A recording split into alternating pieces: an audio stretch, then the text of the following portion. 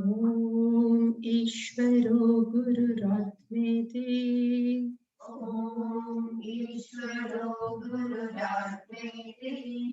मूर्तिभेदविभागिने व्योमवद्व्याप्तदेहाय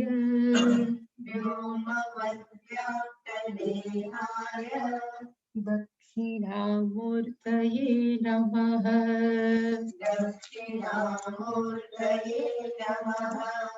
सदाशिवसमारम्भाम्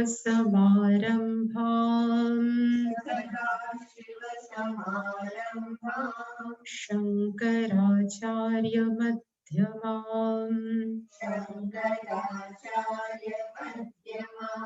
अस्मदाचार्यपर्यन्ताम् वन्दे गुरुपरम्पराम्।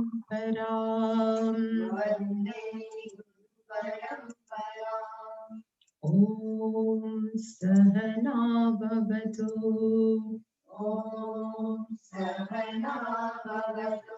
सहनौ भुनक्तु सह वीर्यं करवावहै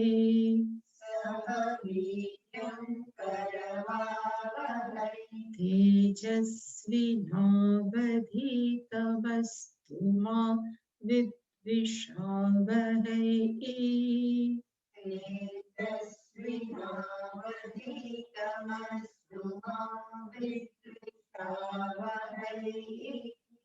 ॐ शान्ति शान्ति शान्तिः।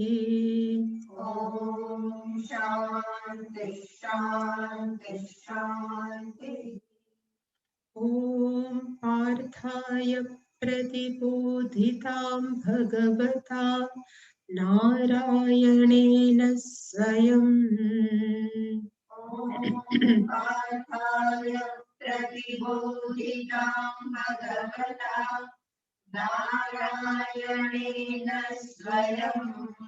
व्यासेन ग्रथितां पुराणमुनिना मध्ये महाभारतम्।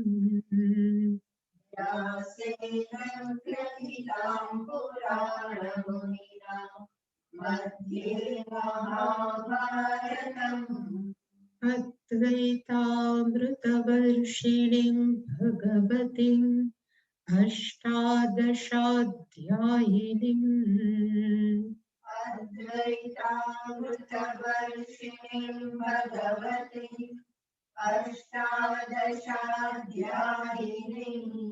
अम्ब त्वामनुसन्दधामि भगवत् गीते भवत्वेषिणीम्।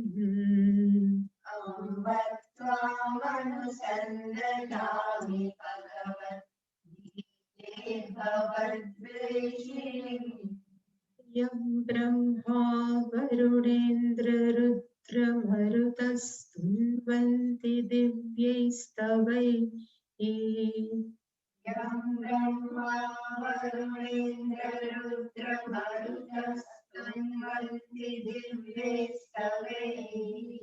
वेदैः साङ्गपदक्रमोपनिषदैर्गायन्ति यं सामगाः।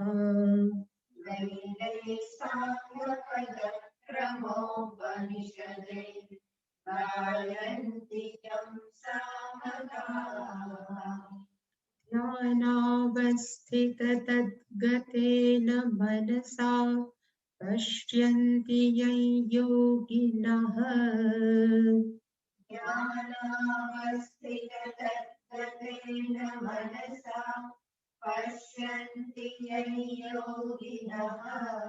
यस्यान्तन्न विदुः सुरासुरगणा देवाय तस्मै नमः।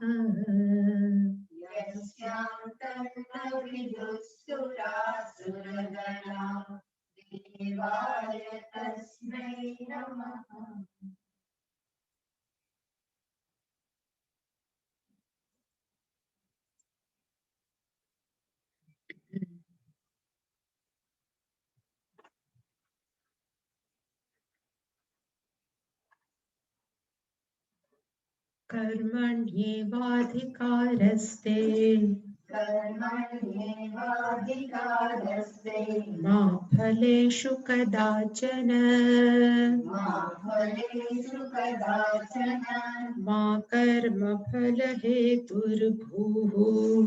मा कर्मफलहेतुर्भूः मा ते सङ्गोऽस्त्वकर्मणि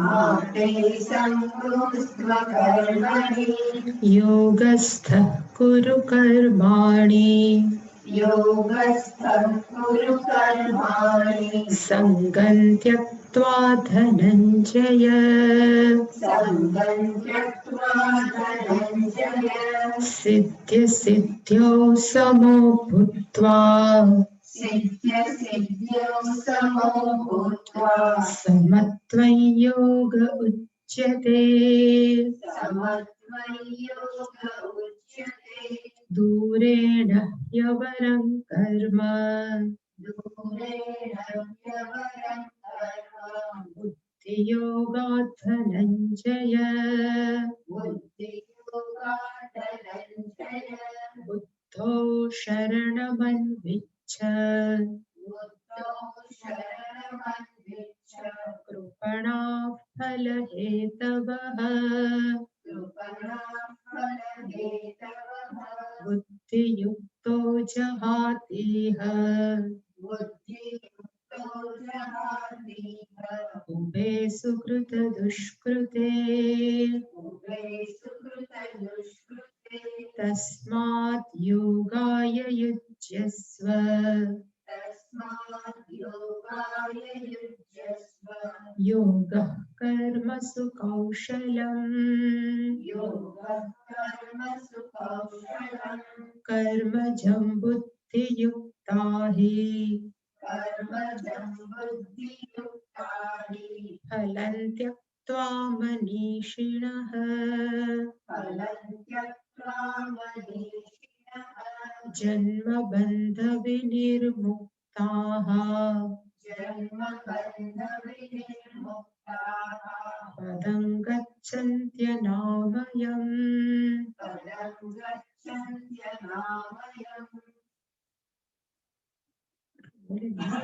यदा ते मोहकलिलम् यदा ते मोहकलिलं बुद्धिर्व्यतितरिष्यति बुद्धिर्व्यतितरिष्यति तदा गन्तासि निर्वेदम् तदा गन्तासि निर्वेदम् श्रोतव्यस्य श्रुतस्य च श्रोतव्यस्य श्रुतस्य च श्रुतिविप्रतिपन्ना ते श्रुतिः प्रतिपन्नाते यदा स्थास्यति निश्चला यदा स्थास्यति निश्चला समाधावचला बुद्धिः समाधावचला बुद्धिः तदा योगमवाप्स्यसि तदा योगमवाप्स्यसि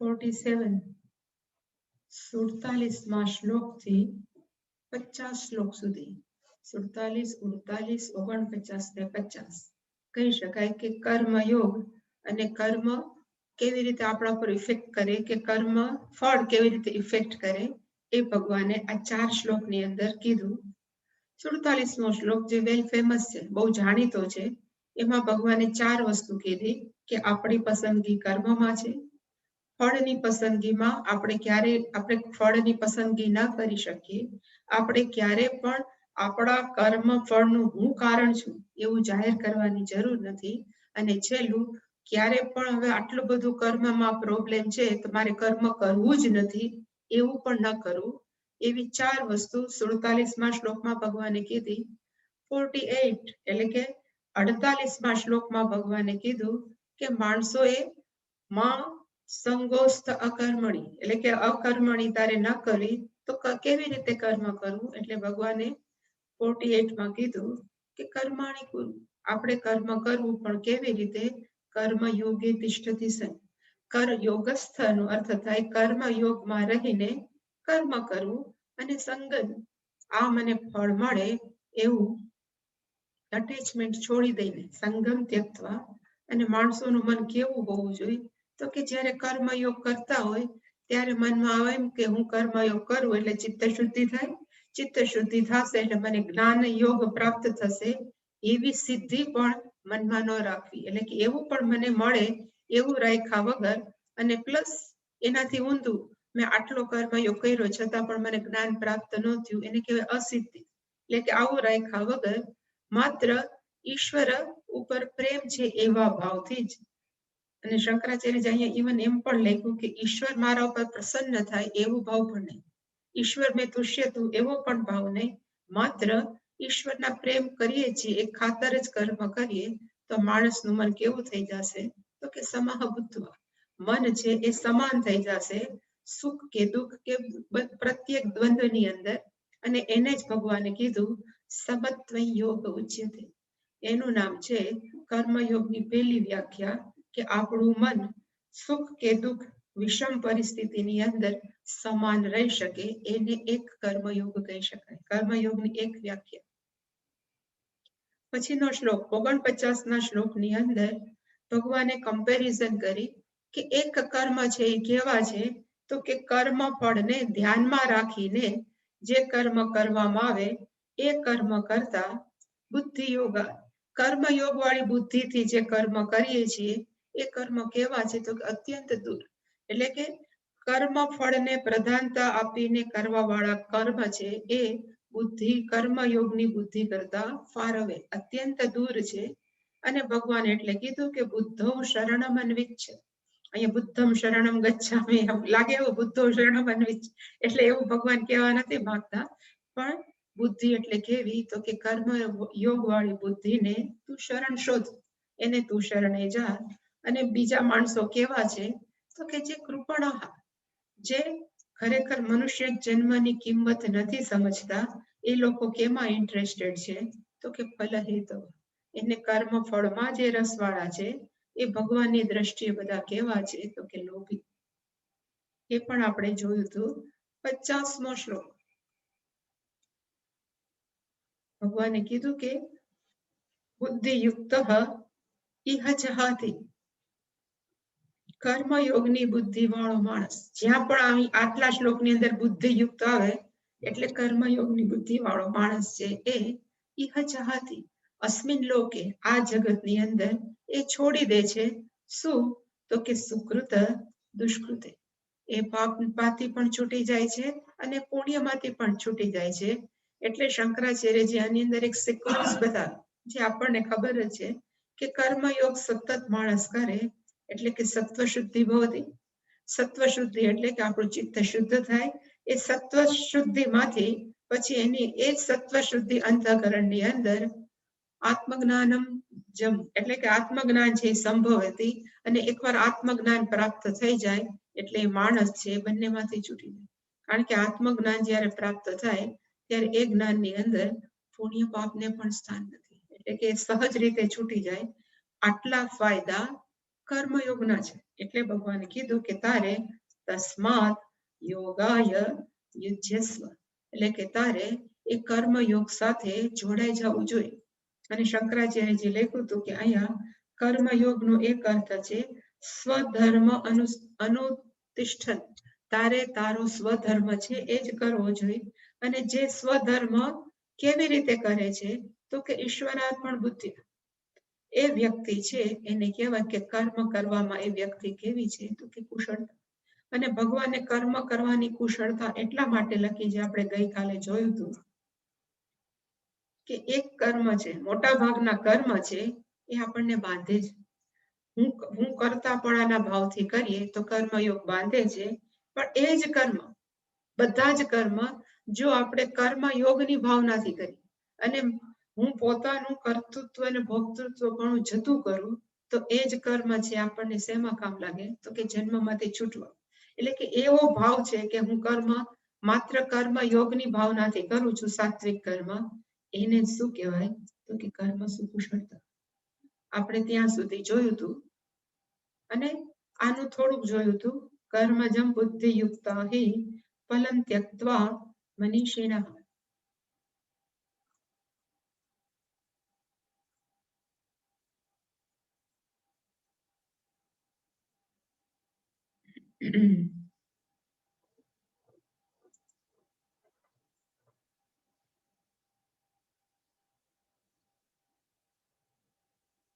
પેલું વાક્ય મેં કીધું હતું કે અહીં સુધીનું છે. બુદ્ધિયુક્તા, હા ફરી પાછું બુદ્ધિયુક્ત આવ્યું. અને કેવી બુદ્ધિ હશે? તો કે કર્મયોગ બુદ્ધિ.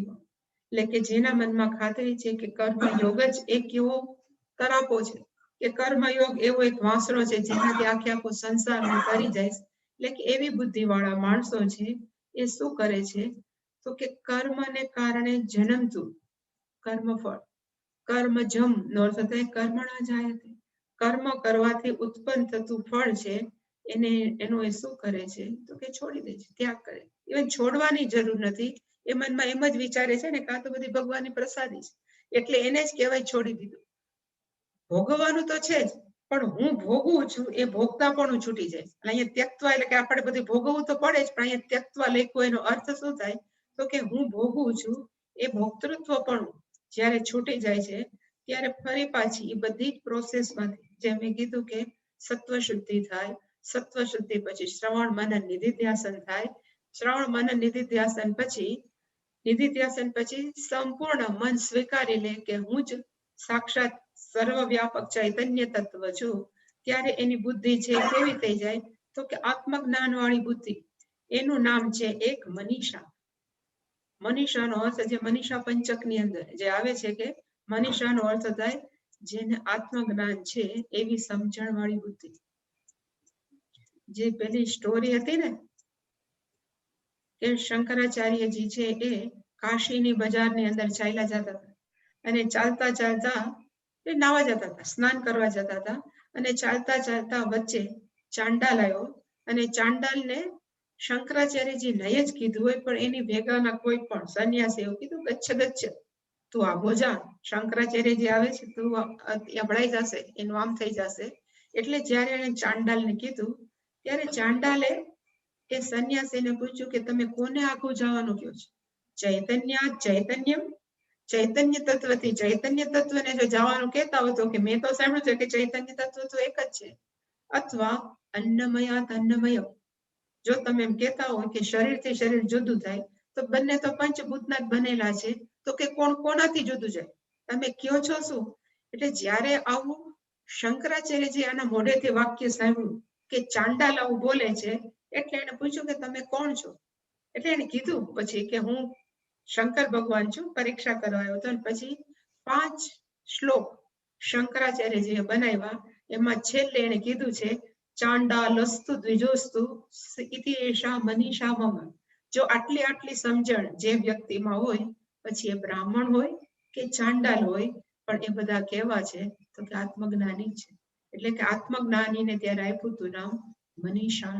બહુવચન છે મનીષીણ. એટલે કે એવા બધા આત્મજ્ઞાની વ્યક્તિઓ છે એ પછીનું શું થાય એનું ફળ કથન? તો કે જન્મ બંધ વિનિર્મુક્તા. પછીનો ક્રમ છે કે લોકો શું થઈ જાય? તો કે જન્મરૂપી બંધનમાંથી વિનિર્મુક્તા, એ છૂટા થઈ જાય છે. અને છૂટા થાય એટલે પછી હાવ છૂટા થઈ ગયા ક્યાંક બેઠા છે એવું નથી, પણ એના મનમાંથી કે હું બંધાયેલો છું એ છૂટી જાય. જેવી રીતે ઊંટ બિચારું કારણ વગરનું બંધાતું હતું અને પછી એને ધારો કે ખબર પડી જાય હું તો બંધાયેલું નતું, ખોટે ખોટું ઊભું હતું, એ કેવું છૂટી જાય. એવી જ રીતે આ બધા પણ કેવા છે? તો કે એમ જ મનમાં જ એક નોશન છે, મનમાં જ એક આપણે ખ્યાલ છે કે હું બંધાઈ ગયો છું, મારાથી આ ન થાય, મારાથી ન થાય.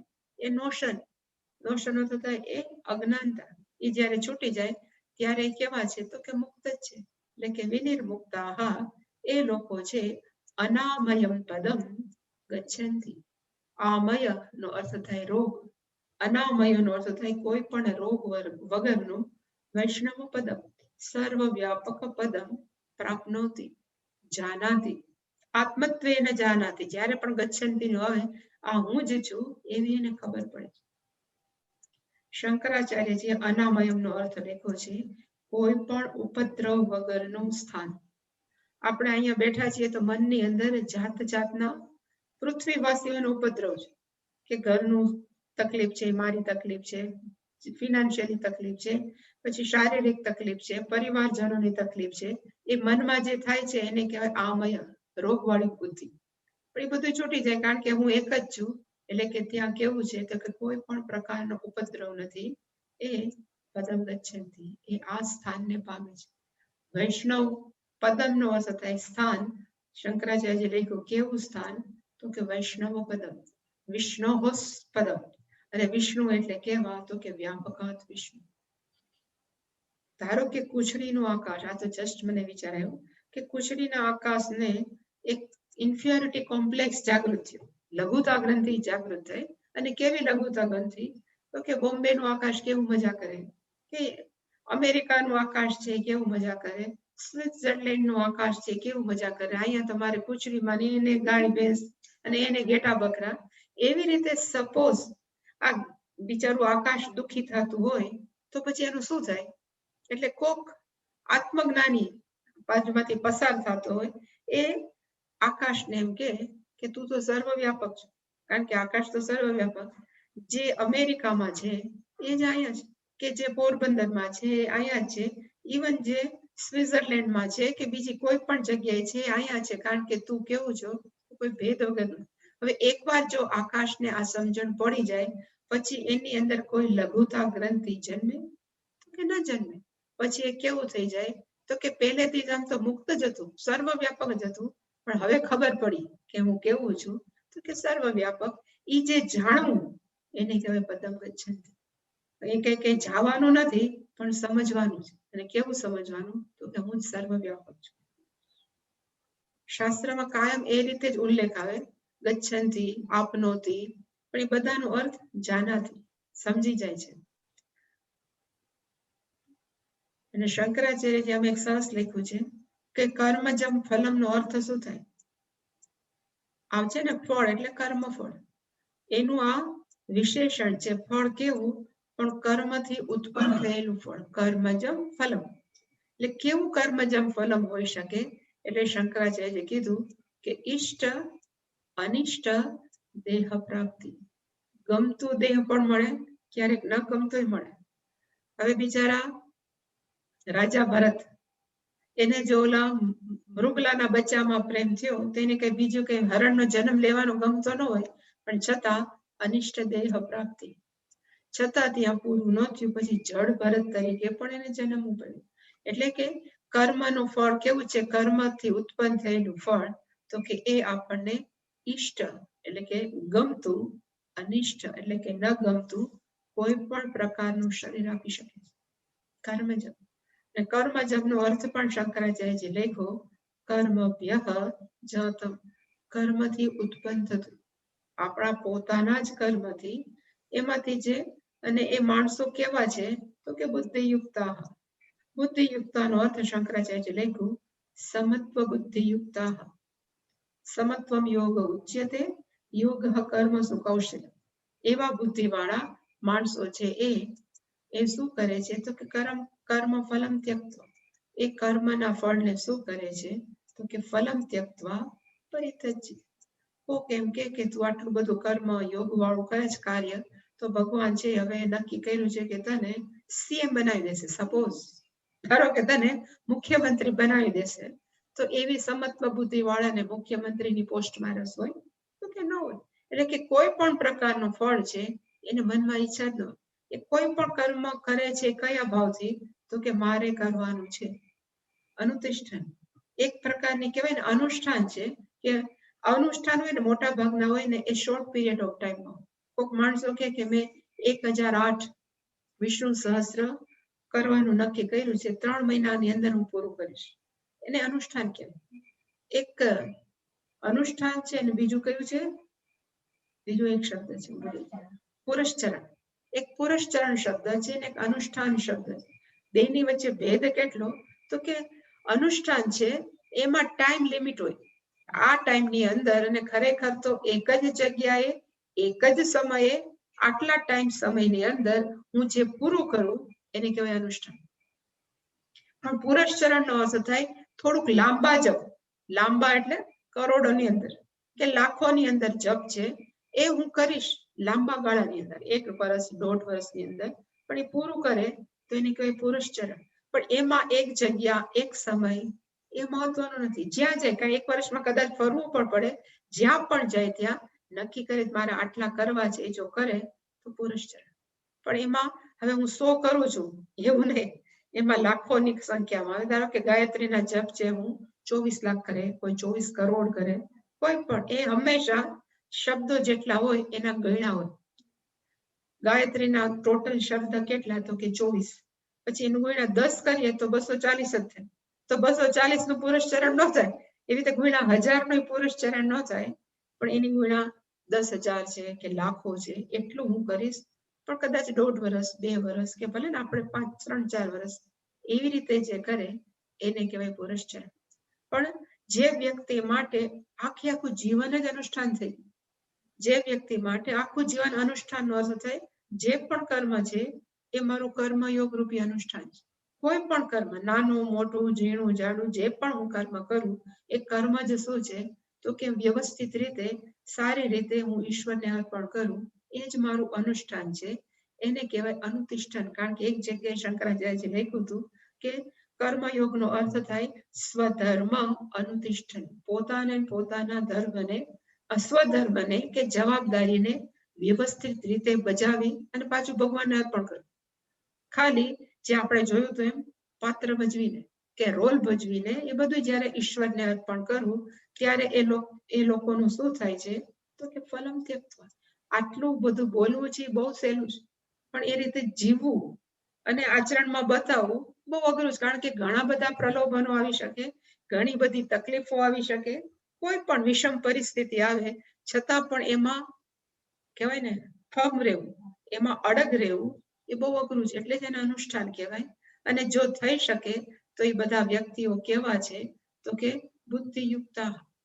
પછી એ લોકોનું શું થાય એટલે શંકરાચાર્યજીએ કીધું કે તે બધા મનીષીનઃ ભૂત્વા. ભગવાને એનું લાંગ લિસ્ટ ન આપ્યું, પણ ખરેખર સીધે સીધું કર્મયોગી છે એ મનીષીણી ન થઈ જાય.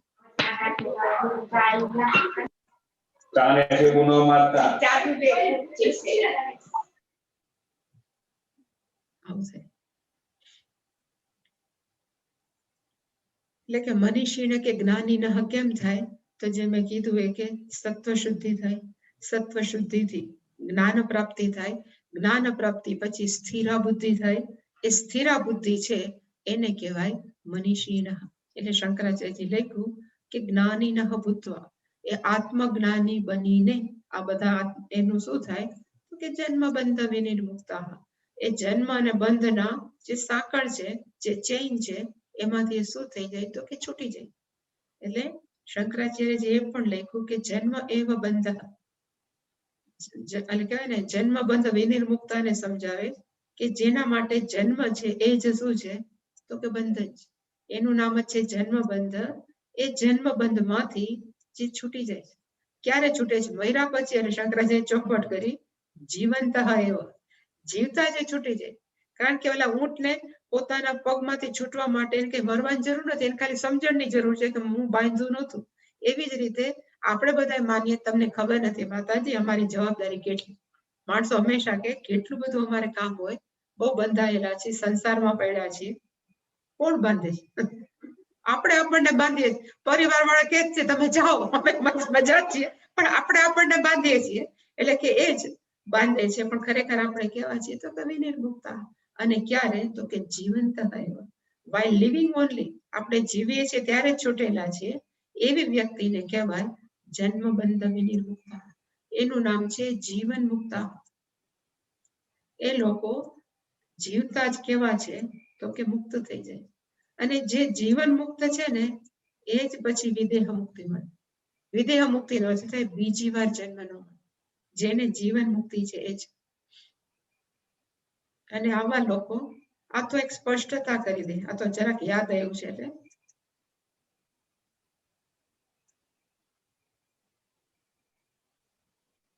આપણે કઈ મુક્ત જ લખીએ, મોક્ષ ને કરતા મુક્તિ. મુક્તિ છે ને એ બે પ્રકારની છે. એકને કહેવાય સદ્ય મુક્તિ. સદ્યનો અર્થ થાય ઝડપથી, અને એકને છે ક્રમ મુક્તિ. છે તો મુક્તિ છે, એનો અર્થ એટલે છૂટી જવું સંસારમાંથી, એને કહેવાય મુક્તિ. ક્રમ મુક્તિ કોને કહેવાય? તો કે વેદનો પૂર્વ ભાગ, જે એનું જીવનમાં આચરણ કરે.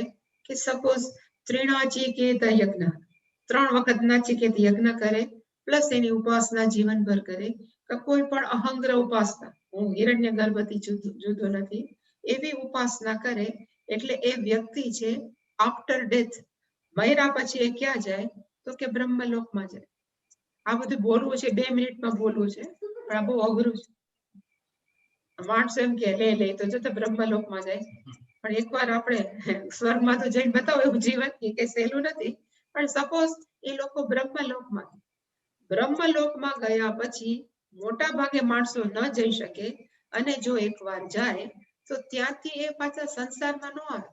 કારણ કે ત્યાં પણ એવું કે છે કે ત્યાં સતત કંઈક ને કંઈક આવી વાતો ચાલતું હોય. એની અંદર પણ એને આત્મજ્ઞાન જ આપવામાં આવે કે તમે કોણ છો.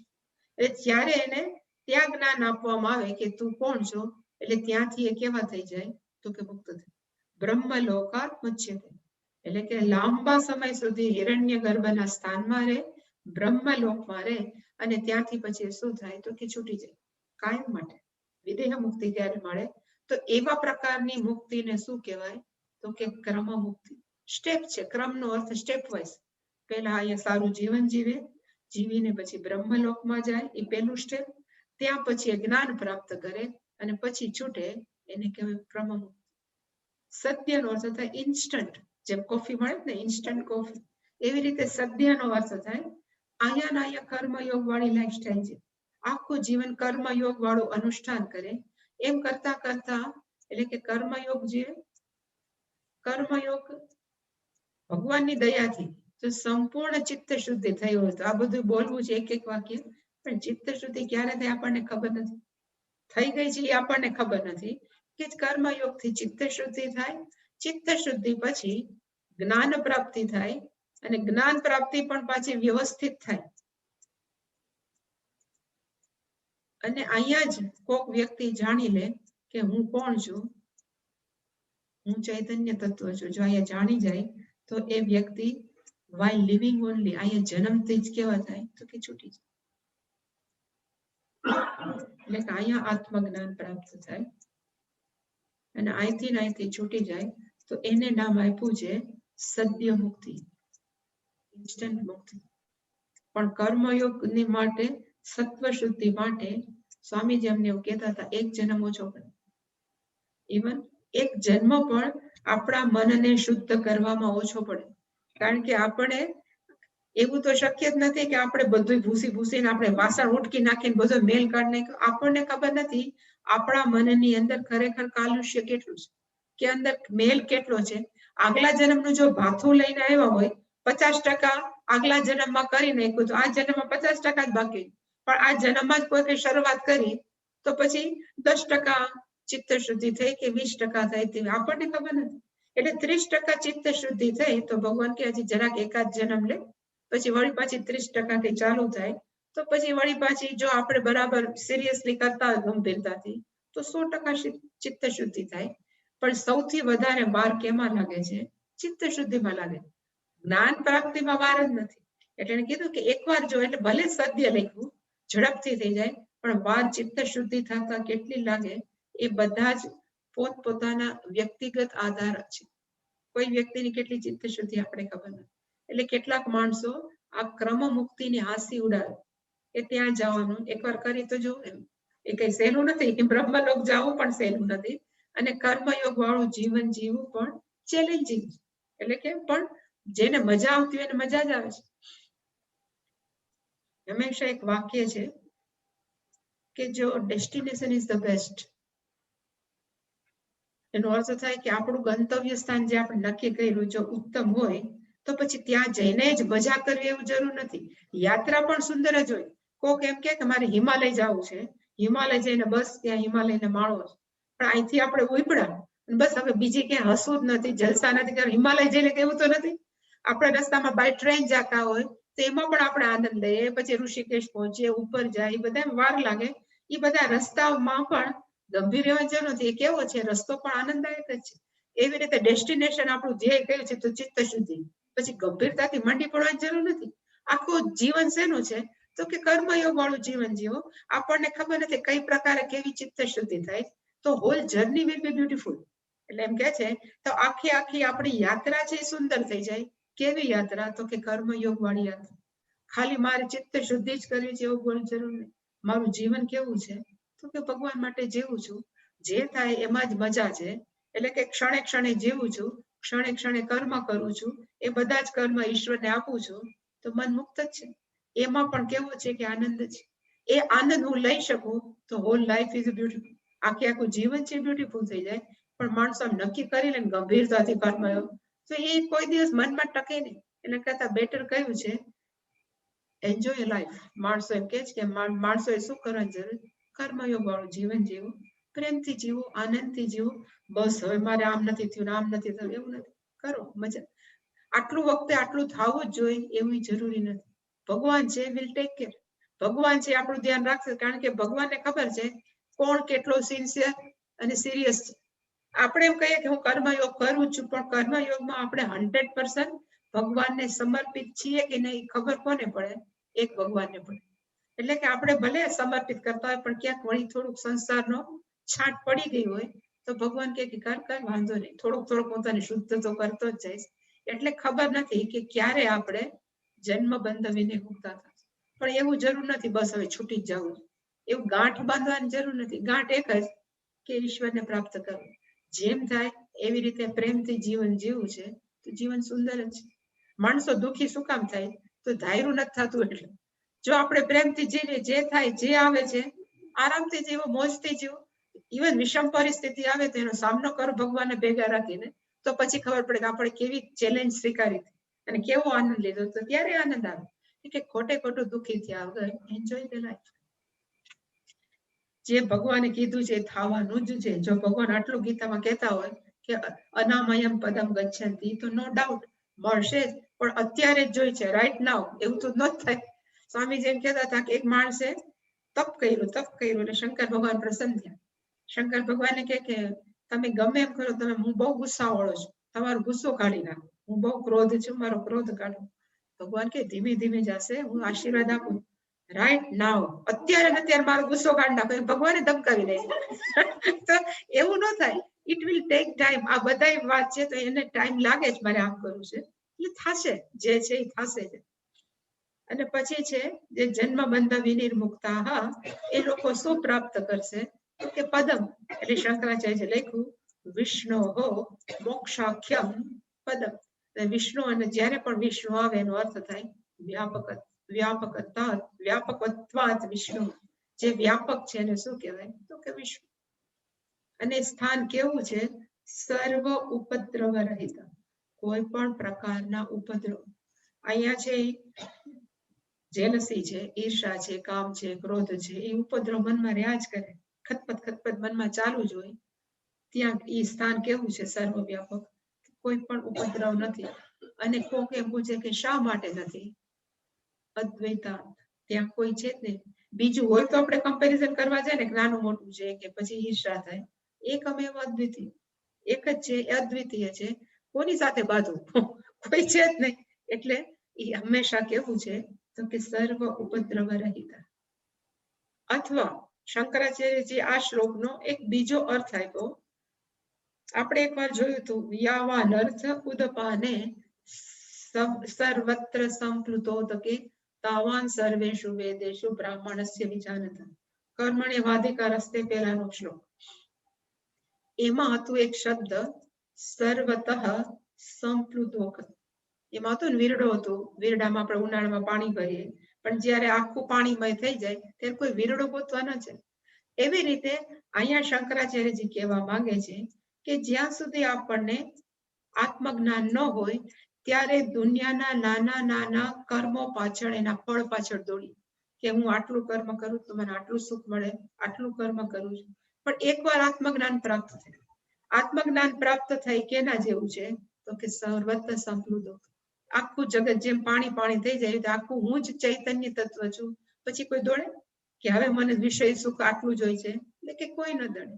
એ શંકરાચાર્ય અર્થ કર્યો. એટલે કીધું કે આ સ્ટાર્ટ ક્યાંથી કર્યું હતું? તો કે દૂરેણ હવરમ કર્મ બુદ્ધિ યોગા ધનંજય, ત્યાંથી એને કીધું કે બુદ્ધિ યોગા ધનંજય ઇતિ આરભ્ય, એ શ્લોકથી શરૂઆત કરીને ભગવાને શું કર્યું? તો કે પરમાર્થ દર્શન લક્ષણા જ્ઞાન આપ્યું. કે અહીંયા છે બધું કાંઈ નહીં, માત્ર ઈશ્વર છે. એને કહેવાય પરમાર્થ દર્શન લક્ષણા આત્મજ્ઞાન. પરમાર્થ એટલે કઈ નવી વસ્તુ નથી. જે વ્યક્તિને આત્મજ્ઞાન થાય અને એ જ જીવનનો મોટામાં મોટો અર્થ છે. તો કેમ પરમ અર્થનો અર્થ શું થાય? શ્રેષ્ઠ સમજણ. અને શ્રેષ્ઠ સમજણ એટલે કઈ? અહીંયા છે ઈશ્વર.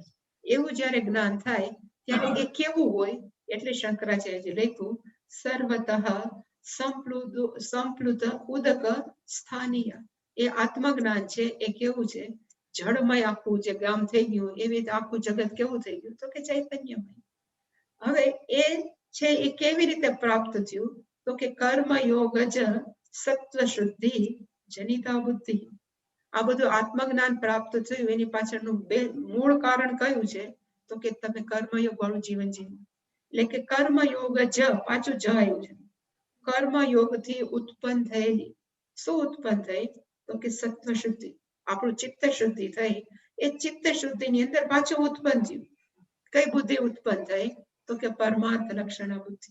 એવી જેવી બુદ્ધિ ઉત્પન્ન થઈ એટલે ખબર પડી કે અહીંયા તો બીજું કાંઈ નથી, ચૈતન્ય તત્વ છે. એટલે એનાથી પછી શું થઈ જાય? તો કે સુકૃત દુષ્કૃત પ્રહણાદિ હેતુત્વ. એનાથી કોઈ પણ પ્રકારના પછી પાપ અને પુણ્ય ન રહે.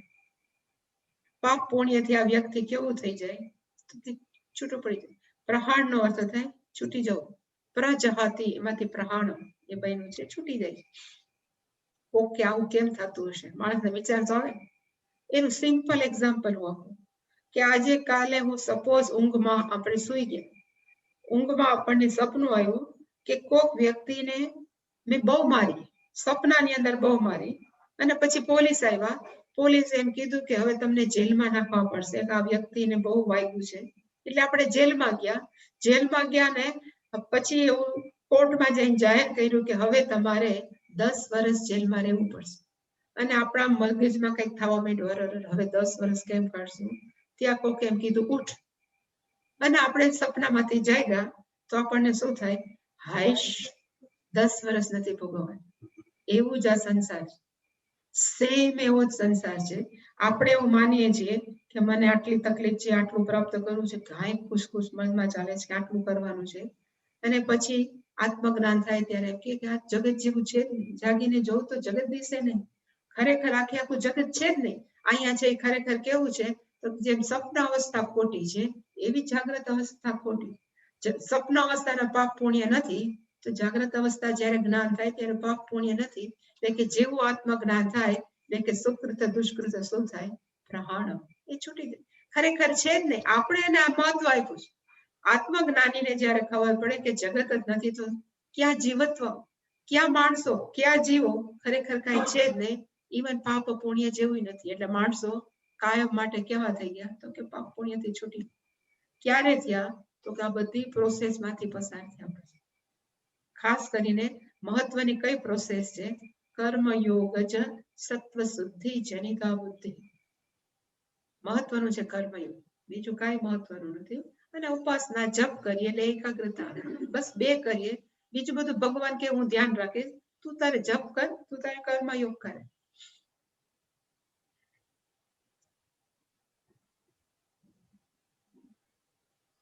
આવું કહેલે નાના છોકરાઓને એમ ન થાય હવે મારામાં ક્યારે સત્વ શુદ્ધિ ઉત્પન્ન થશે, મારી અંદર ચિત્ત શુદ્ધિ ક્યારે ઉત્પન્ન થશે?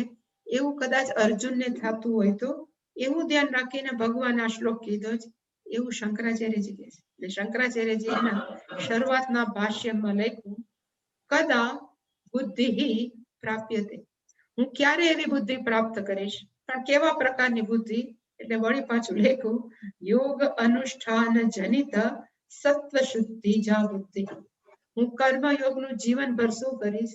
તો કે અનુષ્ઠાન, જે મેં કીધું ને કર્મયોગ ઇટ સેલ્ફ ઇઝ અનુષ્ઠાન. એ અનુષ્ઠાન કરીશ, એ કરીને જનિત ઉત્પન્ન થશે. શું ઉત્પન્ન થશે? સત્વ શુદ્ધિ, ચિત્ત અંતઃકરણ શુદ્ધિ. અને અંતઃકરણ શુદ્ધિની અંદર પછી શું ઉત્પન્ન થશે? તો કે ભગવાનને કે આત્માને સમજવા વાળી બુદ્ધિ. કદા પ્રાપ્ય, હું ક્યારે પ્રાપ્ત કરીશ? તો ભગવાન કે ઠંડરક, ક્યારે પ્રાપ્ત થશે? હું આ શ્લોકમાં કહું છું. એટલે ભગવાને કીધું કે આપણને એવું સમજણ ક્યારે આવશે? એટલે ભગવાને સ્પષ્ટતા કરી, યદા તે બુદ્ધિ, તારી બુદ્ધિ, તારી સમજણ. અહીંયા બુદ્ધિનો પછી કર્મયોગ વાળી બુદ્ધિ નથી. અહીંયા બુદ્ધિનો અર્થ થાય તારી સમજણ, તારી અન્ડરસ્ટેન્ડિંગ. શું કરશે? પછી કર્મયોગ કરીને તારી સમજણ છે એ મોહ કલિલમ વ્યતિતરિષ્યતિ, તરી જશે. આ કહેવાય ને ફ્યુચર ટેન્સ છે. ભવિષ્યકાળની અંદર જ્યારે તારી સમજણ છે કર્મયોગનું અનુષ્ઠાન કરીને વ્યતિતરિષ્યતિ, સામેનો આપણે કહીએ ભવ સમુદ્ર તરવો છે એવી રીતે વ્યતિતરિષ્યતિ, તું ક્રોસ કરી જશે. પણ કેવું? તો કે મોહ કલિલમ, જ્યારે તારી બુદ્ધિ છે એ મોહના કાલુષ્યને તરી જશે. કલિલનો અર્થ થાય કાલુષ્ય, કાળાપણું. એને કાળું શું કામ કીધું? તો કે હાથ આપણા કાળા થાય ને, આપણે પછી જ્યાં જ્યાં આડીએ ને બધું કાળું કાળું થાય. એવી રીતે મોહનો અર્થ થાય સ્પષ્ટ સમજણ નહીં.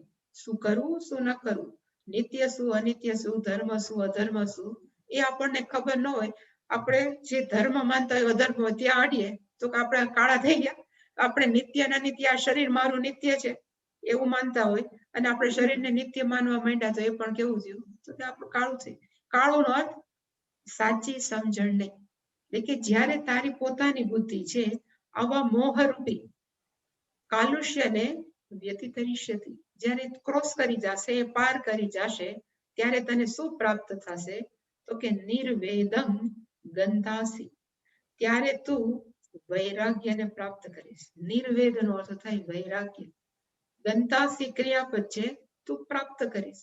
પણ કોના તરફ ને કોના પ્રત્યે મને વૈરાગ્ય પ્રાપ્ત થશે? એટલે ભગવાને કીધું શ્રોતવ્યસ્ય નિર્વેદમ શ્રુતસ્ય ચાપી નિર્વેદમ. તને શ્રોતવ્યથી પણ વૈરાગ્ય પ્રાપ્ત થશે અને શ્રુતમાંથી પણ વૈરાગ્ય થશે. પણ શંકરાચાર્ય તો એનો અર્થ શ્રોતવ્ય એટલે શું અને શ્રુત એટલે શું? શ્રોતવ્યનો અર્થ થાય સાંભળવા યોગ્ય. આપણે કઈ કર્તવ્યનો અર્થ શું થાય? જ્યારે પણ તવ્ય આવે ને, કરવા યોગ્ય, કરવું જ જોઈએ, ટુ બી ડન, કર્તવ્ય. એવી જ રીતે શ્રોતવ્ય, માણસોને એમ થાય કે આ સાંભળવું જ જોઈએ. અને શું સાંભળવું જોઈએ? તો વેદનો પૂર્વ ભાગ. વેદના પૂર્વ ભાગમાં શું લખ્યું છે? તો તમને કીર્તિ જોઈએ છે, પ્રતિષ્ઠા જોઈએ છીએ, તો તમે આ કરો એટલે માણસ દોડે. શ્રોતવ્ય, આ તો કરવું જ જોઈએ ને, મારે સમાજની અંદર પ્રતિષ્ઠા પ્રાપ્ત કરવી જ જોઈએ ને, એટલે એના માટે દોડે. ત્યાં વળી પાછા વેદો એમ કે ભાઈ તારે સારામાં સારો પુત્ર જોઈએ છે, તો કે આ પુત્ર તો જોઈએ જ ને, વળી પાછા દોડે. શું કરવાનું છે? એટલે કે શ્રોતવ્ય એટલે સાંભળવા યોગ્ય ઘણી વસ્તુઓ છે વેદના પૂર્વ ભાગમાં, કે તારે જીવન કેવી રીતે જીવવું છે. અને મોટા ભાગના માણસોની દોડ ક્યાં છે? તો કે વેદના પૂર્વ ભાગમાં જે આકર્ષણો છે એની પાછળ જ છે. એટલે કે એવું સાંભળીને જે દોયડા કરે છે એમાંથી જેને વૈરાગ્ય જામે એને કહેવાય નિર્વેદ. માણસોને એમ થાય કે હવે બહુ દોયડા, સંસાર પાછળ બહુ દોયડા, કે પુત્ર પરિવાર કે જે પણ પૈસો છે, પ્રતિષ્ઠા છે, નામ છે, એની પાછળ બહુ દોયડા, હવે મારે બહુ દોડવાની જરૂર નથી, કે મારે ન દોડવું જોઈએ, એવી જે સમજણ એને કહેવાય નિર્વેદ. વૈરાગ્ય સ્વભાવ. એટલે અહીંયા નિર્વેદ મુંડકમાં લખ્યું છે કે કયું છે? નિર્વેદમાયાત બ્રાહ્મણ નિર્વેદમાયાત ન કૃત કૃતે નાસ્તિ. હા, પણ ઓલું છે ને ફરી બહુ વેલ ફેમસ છે. આ મેં જોયું, કર્મફળ પરીક્ષાન લોકાન કર્મચિતાન બ્રાહ્મણ નિર્વેદમાયા. એટલે એની મુંડકની અંદર છે પરીક્ષાન લોકાન બ્રાહ્મણ નિર્વેદમાયા. બ્રાહ્મણનો અર્થ પાછો જનોયધારી નહીં, પણ આ મોહ કલીલ વગરનો માણસ, જેની અંદર કોઈ પણ પ્રકારનો ડાઉટ નથી, સ્પષ્ટ સમજણ છે, ક્લેરિટી છે, સ્પષ્ટતા છે. એ વ્યક્તિને શું પ્રાપ્ત થયું? તો કે નિર્વેદમ, વૈરાગ્ય પ્રાપ્ત થયો. અને કેવી રીતે? તો કે કર્મ ચિતાન લોકાન પરીક્ષા, એટલે કર્મ ચિતાન લોકાન પરીક્ષા. પરીક્ષાનો અર્થ થાય એનાલિસિસ કરી. કેવી રીતે એનાલિસિસ કર્યું? તો કે જે પણ કર્મ ફળ મળ્યા એ બધાનું કર્મ ચિતાન, કર્મને ભેગા કરીને એનું જે ફળ મળ્યું એ બધાનું માણસોએ શું કર્યું? તો કે પરીક્ષણ કર્યું. અને પરીક્ષણથી શું પ્રાપ્ત કર્યું? તો કે કર્મ છે અનિત્ય છે, તો કર્મનું ફળ પણ શું હોય? તો કે અનિત્ય છે. અને હું નિત્ય સુખ માટે થઈને અનિત્ય કર્મોથી નિત્ય સુખ પ્રાપ્ત કરું છું, તો મને ક્યાંથી થાય? એવી જે સમજણ છે એને કહેવાય વૈરાગ્ય. વૈરાગ્ય એટલે ભગવા કપડા નહીં, વૈરાગ્ય એટલે સફેદ કપડા પણ નહીં. વૈરાગ્યનો અર્થ થાય સમાજને કે સંસારને આપણે સારી રીતે સમજી લે. અને એ જ સમજવાનું કે સંસાર અનિત્ય છે, કર્મ અનિત્ય છે, તો એની પાસેથી મને કાયમ સુખ આપે છે એવું માનવું એ જ અવિવેક છે. પણ એ છૂટી જાય કે મને ક્યારે ન આપી શકે, એ મનનો જે ભાવ એને કહેવાય નિર્વેદ. અને શ્રોતવ્યનો એટલે કે વેદના પૂર્વ ભાગ જે કામ કરાવ્યા જ કરે, કર્મ કરાવ્યા જ કરે, કે તમારે જો પ્રતિષ્ઠા જોતી હોય તું આટલું કર, નામ જોતું હોય તો આ કર, પૈસા જો. હવે સાંભળીને પછી એક વખત થાય કે બહુ કર્યું, માં નથી કરવું, આટલા પૈસા ભેગા કર્યા તો મનને તો શાંતિ નથી, આટલું કામ કર્યું તોય પરિવારમાં શાંતિ નથી, આટલું કર્યું તોય ક્યાંય ઠેકાણું નથી, મન એટલે મારું મન છે હજી સ્ટીલ નોટ કહેવાય ને શાંત નથી, તો પછી શાંતિ ક્યાં? તો પછી સુખ ક્યાં? એના પાછળ મારે દોડવાની જરૂર શું? એવું જે વિચાર આવે એને કહેવાય નિર્વેદ. વૈરાગ્ય, ખરેખર વૈરાગ્યનો અર્થ છે વિતરાગ અથવા વિરાગ. એક શબ્દ છે વિરાગ. વિરાગનો અર્થ થાય વિગત રાગ યસ્માત, જેનામાંથી આસક્તિ નીકળી ગઈ છે એને કહેવાય વિરાગ. તસ્ય ભાવ, જેનું મન હંમેશા આવું જ રહે એને કહેવાય વૈરાગ્ય. એવી રીતે ભગવાને કીધું કે માણસોને શું પ્રાપ્ત કરવું? પ્રાપ્ત થશે ગંતાસી, ભગવાને કીધું તને પ્રાપ્ત થશે શું? તો કે વૈરાગ્ય. કોઈ ક્યાંથી? તો કે શ્રોતવ્ય. દુનિયાના બધા જ પદાર્થોની અંદર સુખ, શાંતિ અને સલામતી છે એવું માનીએ છીએ, એ હવે ભ્રમણા ભાંગી અને પછી એમ થયું કે આમાં પરમેનન્ટ નિત્ય સુખ, શાંતિ ને સલામતી નથી, તો પછી why should I go after? મારે એની પાછળ દોડવાની શું જરૂર? એ સમજણ છે નિર્વેદમ. અને એવી જ રીતે શ્રુતસ્ય છે, બીજા એવા કેટલાય સાંભળવાના વચનો છે, એમ કે તમે આટલું કરો તો એટલે મહિના પછી સ્વર્ગમાં જશો, કે કોઈ પણ શ્રુત એટલે કે સાંભળેલા, શ્રોતવ્ય ન થતા સાંભળવા યોગ્ય. આવા વચનો સાંભળીને જ્યારે આપણા મનની અંદર આ મોહ કલીલમ નહીં હોય ત્યારે આપણે શું કરશું? તો કે એને તરી જશું. અને ત્યારે જ નિર્વેદમ પ્રાપ્ત, અને કહેવાય ને પ્રાપ્યસી, તને નિર્વેદ. આ ગંતાસી એમ થાય કોઈક નામ છે, ગંતાસી જે ક્રિયાપદ છે, યુ વિલ ગેટ ઇટ, એનો અર્થ થાય તું પ્રાપ્ત કરશે. એનો અર્થ કે સંસારમાંથી છૂટવા માટે ભગવાને ઇનડાયરેક્ટ કીધું કે માણસોની અંદર શું હોવું જોઈએ? નિર્વેદ, વૈરાગ્ય. અને કેવો વૈરાગ્ય? હું તો એમ કહું વૈરાગ્યમાં જે બધું લખ્યું હોય પણ એક સ્પષ્ટ સમજણ. અને કેવી સ્પષ્ટ સમજણ? કોઈ પણ વ્યક્તિ, કોઈ પણ પરિસ્થિતિ ક્યારે પણ મને સંપૂર્ણ સુખ ન જ આપી શકે, કારણ કે એ બધા જ મર્યાદિત છે. તો સુખ પણ કેવું છે? તો કે મર્યાદિત. તો બધા પાસે મર્યાદિત વ્યક્તિઓ પાસેથી પૂર્ણ સુખની આશા રાખવા વાળા આપણે જ ગાંડા છીએ. એવું જ્યારે સ્પષ્ટ સમજાય ત્યારે આપણને પછી માણસો પાસે દોડીએ નહીં. અત્યારે માણસો ઇનસિક્યોરિટી ફીલ કરે, એટલે કે અસલામતી મનમાં જન્મે, એટલે પછી કોકને પકડી રાખે. હું કુટુંબનો શું કામ ન છોડી શકું? કે કુટુંબનો મારું શું થશે? હું પૈસાને શું કામ પકડી રાખું? પૈસા ન હોય તો મારું શું થશે? હું પદ પ્રતિષ્ઠાને શું કામ પકડી રાખું? મને આટલે 5માં હું પૂછાવો. શું કામ આપણે પકડીએ છીએ? કારણ કે એ ન હોય તો મારો ભાવ કોણ પૂછે? અને મારો કોઈ ભાવ ન પૂછે તો હું ક્યાં રહું? અસલામતી. આ બધી અસલામતી છે. અને એ અસલામતી ત્યાં સુધી રહેશે જ્યાં સુધી આપણું મન ચિત્ત શુદ્ધ નહીં થાય.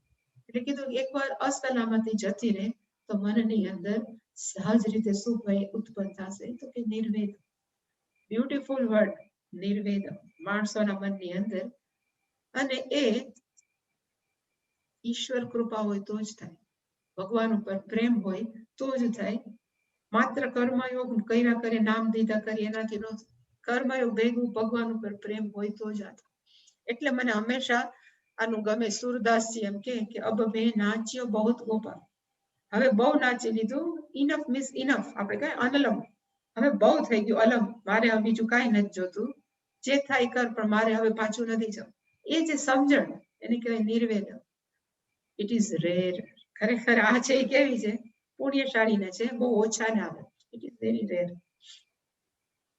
શંકરાચાર્યજી લખ્યું કે મોહ કલિલમ એટલે શું, તો કે મોહાત્મકમ અવિવેક રૂપમ કાલુષ્ય, જેની અંદર અવિવેક હોય, અને અવિવેક છે એ જ શું છે, તો કે કાળાશ. જે કલિલ હતું ને એનો થાય કાળાશ, મેં અંજળની કાળાશ.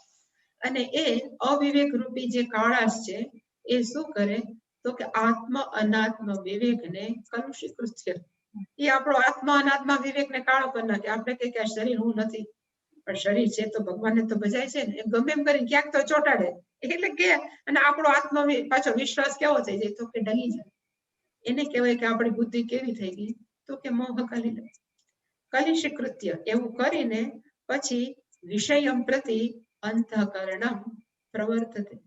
જો મોહ હશે, મોહની કાળાશ હશે, તો આત્મા અનાત્મ વિવેક કાળો થશે, એટલે કે કાળાશ પકડશે, અને કાળાશ કરેલો છે અવિવેક છે એ આપણને, આપણા મનને વિષય તરફ પાછું વાળી દેશે. તમે પાછા સંસારમાં જાઓ, મજા આવશે, આવા કઈ જલસા નથી, આમ શું એવું કરી.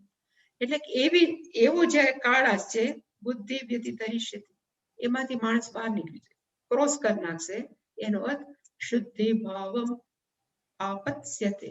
જ્યારે આપણી બુદ્ધિ શુદ્ધ થઈ જશે એ સમયે, તસ્મિન કાલે, તદાનો થતા એ કાળે, ગંતાસીનો થતા પ્રાપ્સ્યસી, માણસ પ્રાપ્ત કરશે. કેવું, તો કે નિર્વેદમ ઇઝ ઇક્વલ ટુ વૈરાગ્ય. વૈરાગ્ય પ્રાપ્ત કરશે. કોના માટે, તો કે શાસ્ત્રમાં લખ્યા છે સાંભળવા યોગ્ય બધા પદાર્થો, દુનિયાવી પદાર્થો માટે શ્રુતસ્ય. શાસ્ત્રમાં ન હોય પણ કોક કીધા કરે ને, તમે આમ કરો ને, સ્ટોક ઇન્વેસ્ટમેન્ટમાં આટલા પૈસા રોકો તો તમને આટલો ફાયદો થાય. સ્ટોક બજાર કહેવાય ને, કે શું કહેવાય, મને શેર બજાર, સ્ટોક માર્કેટ, શેર બજારની અંદર આટલો, તો વળી શ્રુત સાંભળ્યું તેમ થાય કે હાલો બેઠા બેઠા થોડા કમાઈ જાય તો શું વાંધો. એવી રીતે નાના મોટા પ્રલોભનો કેટલાય આવે. એમાંથી જ્યારે વૈરાગ્ય થાય ત્યારે એવું માનવું કે હવે તમારી બુદ્ધિ કેવી થઈ ગઈ, તો કે શુદ્ધ. કે શુદ્ધ બુદ્ધિનું થર્મોમીટર કયું, તો કે નિર્વેદમ. ભગવાને સ્પષ્ટ કીધું કે આપણને સંસાર ઉપરથી શું આવે, તો કે પેલું થાય નિર્વેદ, વૈરાગ્ય ઉત્પન્ન. એટલે કે પેલું પગથિયું કયું છે, એટલે કે પેલું પગથિયું છે સત્વ શુદ્ધિ જા બુદ્ધિ. ક્યારે થાય, હવે એકવાર સત્વ શુદ્ધિ થઈ ગઈ તો હવે મારે શું કરવાનું, એટલે મારું ચિત્ત શુદ્ધિ થઈ ગયું. એટલે ભગવાને એના પછીનામાં કીધું. આ શંકરાચાર્યજી બહુ લખ્યું સરસ, મોહ કલિલ અત્યય દ્વારેણ. જ્યારે આપણે આપણા મોહનું કાલુષ્ય છે ક્રોસ કરી જશે, આપણું મન સ્પષ્ટ થઈ જશે, અને પ્રાપ્ત શું થશે, તો કે લબ્ધ આત્મ વિવેક જ પ્રજ્ઞા. આપણા મનની અંદર બુદ્ધિ ઉત્પન્ન થશે. અને કેવી બુદ્ધિ, તો કે આત્મ વિવેકથી ઉત્પન્ન થયેલી બુદ્ધિ. અહીંયા હું શરીર નથી, એમાંથી આપણે છૂટી ગયા, એમાંથી જે, ત્યારે કર્મ યોગ જમ ફલમ પરમાર્થ યોગમ અવાપ્સ્યામિ. એનો અર્થ કે એકવાર સત્વ શુદ્ધિ થાય, સત્વ શુદ્ધિ થાય એટલે સ્પષ્ટ થાય બધું કે મારે શું કરવાનું છે. પછી કર્મયોગનું ફળ કયું, તો કે કર્મયોગનું એક જ ફળ છે પરમાર્થ જ્ઞાન. અહીંયા જે છે પરમાત્મા છે એ જ્ઞાન છે. અવાપ્સ્યામિ, ભગવાન કહે છે કે આપણને પ્રાપ્ત થાય. બધું ભવિષ્યકાળમાં લખ્યું છે ભગવાન, કારણ કે એને ખબર છે ક્યારે થાય ખબર નથી, એટલે everything is in future tense, ભવિષ્યકાળમાં. આપણે બોલ્યા છે ને,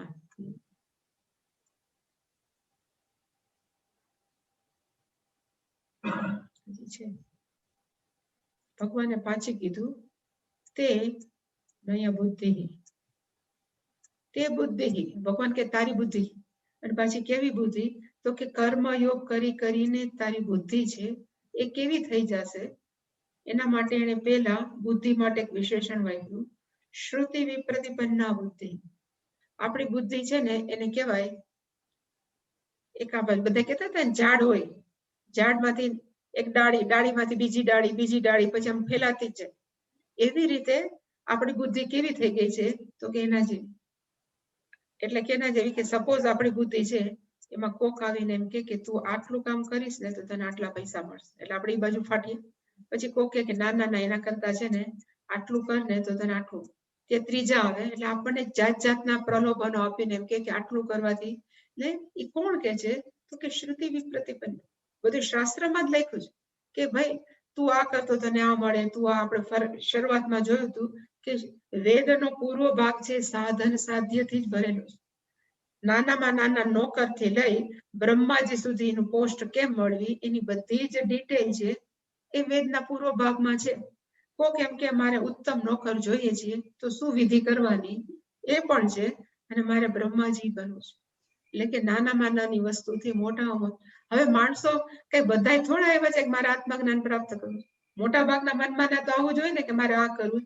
એટલે આવું સાંભળીને આપણી બુદ્ધિ કેવી થઈ જાય? શ્રુતિ વિપ્રતિપન્ના. જાત જાતનું સાંભળીને આપણી બુદ્ધિ છે એ નિષ્ઠ થઈ જાય. મારે આ જોઈશ, મારે આ જોઈશ. પછી કે તારે શું જોઈએ છે કે ને પછી આપણને ખબર જ નથી આપણે શું જોઈએ. ઘણી વાર એવું થઈ જાય કન્ફ્યુઝ. એટલે કે શ્રુતિ વિપ્રતિપન્નાનો અર્થ થાય એવી બુદ્ધિ જે ઊંચવાળા વાળી થઈ ગઈ. જાત જાતનું સાંભળીને જાત જાતના પ્રલોભન. ઘણી વાર દિવાળીનો કાળ નજીક હોય ને, દિવાળી ટાઈમ હોય કે પછી ક્રિસમસનો ટાઈમ નજીક હોય તો બધા લખે બે લ્યો એક મફત. એવું કે બાય ગેટ 2 1 ફ્રી. કે આ લ્યો જે કઈ હોય કઈક હોય ને બાય 2 ગેટ 1 ફ્રી. એટલે બે ખરીદ્યો ને એક મફત લ્યો. એટલે બે ડ્રેસ લ્યો તો એક છે મફત મળે, બે સાડી લ્યો તો એક સાડી મફત મળે. એવું બધું. હવે આપણે બધી જગ્યાએ બધી દુકાનમાં અને જેમ જેમ દુકાનમાં ફરી એમ સારું સારું દેખાતું હોય પછી આ લેવું ઓલું લેવું એમ આપણું મગજ કેમ કન્ફ્યુઝ થઈ જાય. અને ઇવન કોઈ પણ શોપમાં જ્યાં જાત જાતની સાડી માણસો બતાવ્યા જ કરે, ડ્રેસ બતાવ્યા જ કરે, તેમ કે તું બંધ કર પેલા હું સર્વ નક્કી કરી લઉં શું લેવું. કારણ કે આપણી બુદ્ધિ કેવી થઈ જાય તો કે કન્ફ્યુઝ, મૂંઝવણમાં મુકાઈ જાય.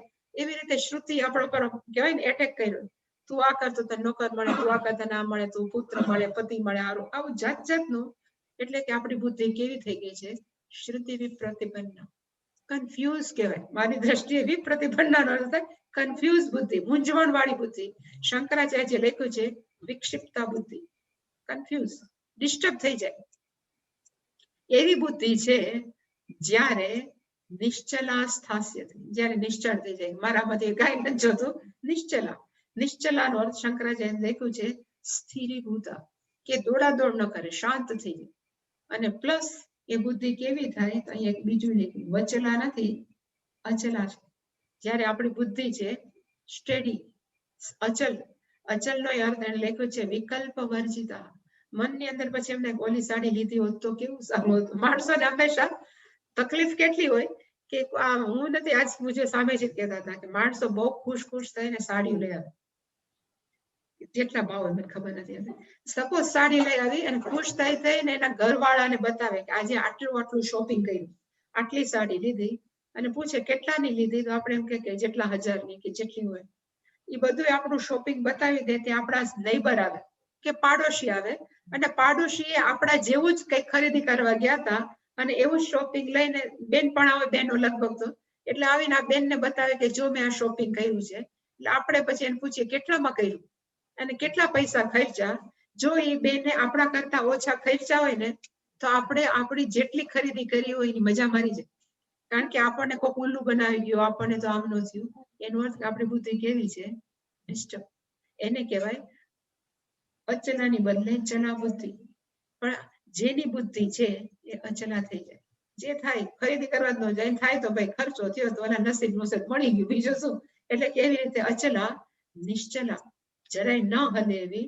એ ક્યારે થાય તો કે શ્રુતિમાંથી વિપ્રતિપન્ના છે એ બુદ્ધિ જ્યારે નિશ્ચલ થાય, અચલા થાય, ત્યારે માણસો શું કરે છે તો કે સમાધવ. સમાધવનો અર્થ સમાધિમાં બેસી ગયા પછી આત્મજ્ઞાન પ્રાપ્ત થયું નથી. શંકરાચાર્ય લખ્યું કે એ પોતાની અંદર જ લીન થઈ જાય. આ સમાધાનો અર્થ છે તસ્મિન આત્મની, આપણા પોતાની અંદર જ આપણે કહેવાય ને ચિત્ત લય પામી જાય.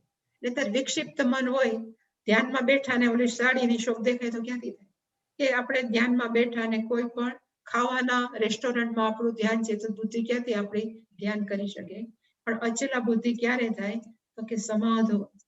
ખરેખર સમાધિની વ્યાખ્યા છે, આમાં લખ્યું છે સમાધિયતે ચિત્તમ અસ્મિ, જેની અંદર ટોટલી મન લીન થઈ જાય એને કહેવાય સમાધિ. એવું જ્યારે થાય ત્યારે એવું કહેવાય કે યોગમ અવાપ્સ્યસી, માણસોને આત્મજ્ઞાન થયું. અહીંયા પાછો યોગમ નો શંકરાચાર્ય લખ્યો છે વિવેક પ્રજ્ઞા.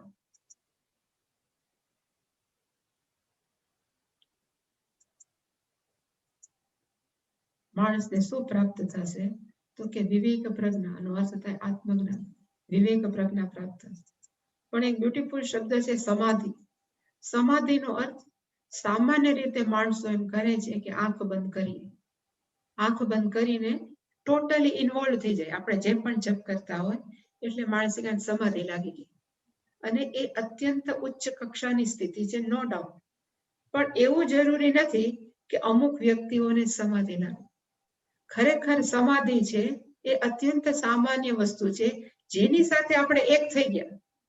પછી દુનિયાવી વસ્તુ સાથે એક થઈ ગયા ને તો એને સમાધિ જ કહેવાય. કારણ કે સમાધિની વ્યાખ્યા છે ટોટલી જ્યાં લીન થઈ જવું, જે કામ કરતા હોય એની સાથે ટોટલી ઓતપ્રોત થઈ જવું, એને કહેવાય સમાધિ. સમ્યક આધીયતે મનઃ યસ્મિન, જેની અંદર મન છે એ પ્રોપરલી સારી રીતે એક વસ્તુની અંદર પછી બીજું કઈ વિચારે જ નહીં, એને કહેવાય સમાધિ. અને એના બેસ્ટ ઉદાહરણ હું હંમેશા આપું, કારણ કે 2-3 મહિના વાર છે. બેસ્ટ ઉદાહરણ છે કે બહેનો છે એ સિરિયલ જોવે અથવા કરુણ પિક્ચર જોવે. મોટા ભાગની સ્ત્રીઓ કે બહેનો છે એ કરુણ પિક્ચર જોવે ને એટલે ઓલી સામે જે હિરોઈન પાત્ર હોય, બેનનું પાત્ર હોય, એ દુખી થતું હોય.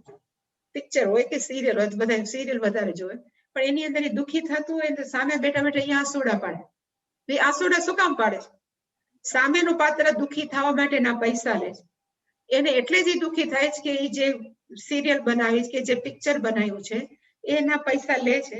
છતાં પણ બહેનો છે એ જોતા જોતા આંસુડા શું કામ પડે છે? કારણ કે એ પાત્ર સાથે એક થઈ ગયા. એ જે પણ પાત્ર દુખી થતું છે એની સાથે એક થયા એટલે એ દુખી થાય તો આપણે દુખી થાય. એક પિક્ચર હતું મેં તુલસી તેરે આંગન કી, હું ખાલી 7 વર્ષની હતી. એક પિક્ચર હતું મેં તુલસી, અને અમે કોઈ દિવસ રાજકોટ નહોતા ગયા અને રાજકોટ ગેલેક્સી થિયેટર હતું, નવું થયું હતું. એમાં બધા કાકા કહેવાય ને કઝિન ને બધા જેટલા કાકા બાપાના લઈને અમે આખું 20-25 જણા પિક્ચર જોવા લઈ ગયા હતા. અને પાછું મેં તુલસી તેરે આંગન. પછી પિક્ચર ચાલુ થયું, થોડીક વાર પછી મને એમ થયું મારી આજુબાજુ વાળા જે બહેનો બધા એક હારે શરદી શું કામ છે, બધા બોલાવ્યા કરે કર્યા કરે. પછી ઇન્ટરવ્યુ પડ્યું ત્યારે જોયું કે બધા રોઈ રોઈને લાલ થઈ ગયા. કારણ કે એની અંદર જે બેન હતા એ બહુ દુખી હતા, એનું પાત્ર કઈક હતું, એ બહુ દુખી થતું હતું. તો એ તો બિચારી દુખી થતી હતી, એના પૈસા લેતી હતી, પણ આ કારણ વગર પૈસા દઈ દુખી થાય છે. એ જે થઈ ગયું એને કહેવાય સમાધિ લાગી ગઈ. કેમાં?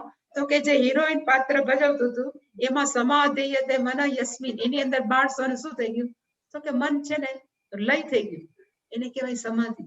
એવી રીતે પુરુષો, સ્ટોક માર્કેટની મને બહુ ખબર નથી, પણ ક્રિકેટની મને હંમેશા ખબર અને એનો અનુભવ છે.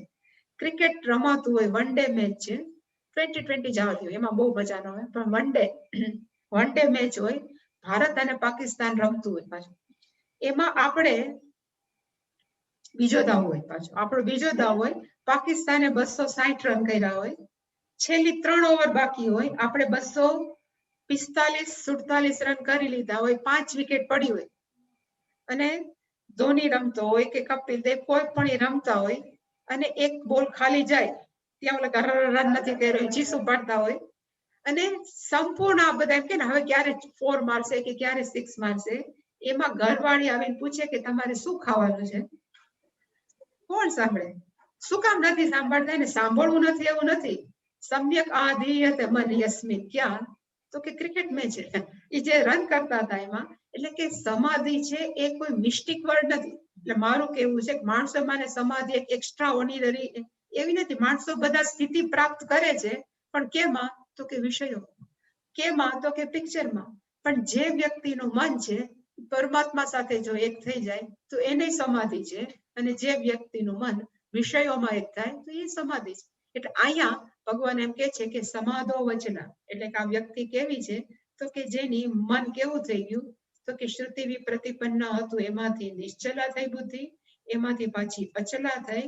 એ અચલા બુદ્ધિ છે એ સમાધો, એ પરમાત્મા સાથે કે આત્મજ્ઞાન સાથે એક થઈ જાય ત્યારે ભગવાન કહે છે કે તદા યોગમ, યોગમ નો અર્થ થાય આત્મજ્ઞાન અવાપ્સ્યસી. અને જ્યારે પણ જે ક્ષણે પણ આપણા મનમાંથી એક વખત એવું નીકળી જાય કે સમય વગરનું જગત કેવું હોય. ધારો કે આપણા મનમાંથી નીકળી જાય કે how world would be without time period, અથવા દેશ વગરનું એટલે કે કોઈ જગ્યા વગરનું જગત કેવું હોય, જ્યારે ખબર પડે ને ત્યારે યોગમ અવાપ્સ્યસી, ત્યારે જગત જેવું રહેતું જ નથી. ત્યારે શું થઈ જાય તો અહમેવ સર્વમ વ્યાપક, ત્યારે આપણને ખબર પડે કે હું એક જ છું, સર્વવ્યાપક છું. પછી એની અંદર વાપ્સ્યસી કરવાની જરૂર નથી, ત્યારે બંને કેવા થઈ જાય તો કે એક થઈ જાય. એ ભગવાને અહીંયા લખ્યું છે. પણ એની પ્રોસેસ કેવી છે, આપણું મન કેવું થઈ જવું જોઈએ તો કે સ્થિર, આપણી બુદ્ધિ કેવી થઈ જવી જોઈએ તો કે અચલા. ત્યારે આપણું મન શું પ્રાપ્ત કરે તો કે આત્મજ્ઞાનની અંદર સ્થિર થાય. ખરેખર અહીંયા કેવા માંગે છે, કારણ કે હવે પછીનો પ્રશ્ન પૂછશે સ્થિત પ્રજ્ઞાનો છે. એટલે જે સમાધવ છે એ સમાધિ કેવી છે, ખરેખર સ્થિત પ્રજ્ઞા સમાધિ, એટલે કે વ્યક્તિને જે એક કક્ષાએ છે. પણ એની ડિટેલ છે આ શ્લોકની આવતીકાલે. ઓમ પૂર્ણમદ પૂર્ણમિદં પૂર્ણાત પૂર્ણમુદચ્યતે પૂર્ણસ્ય પૂર્ણમાદાય પૂર્ણમેવાવશિષ્યતે. ઓમ શાંતિ શાંતિ શાંતિ. હરિ ઓમ. શ્રી ગુરુભ્યો નમઃ. હરિ ઓમ.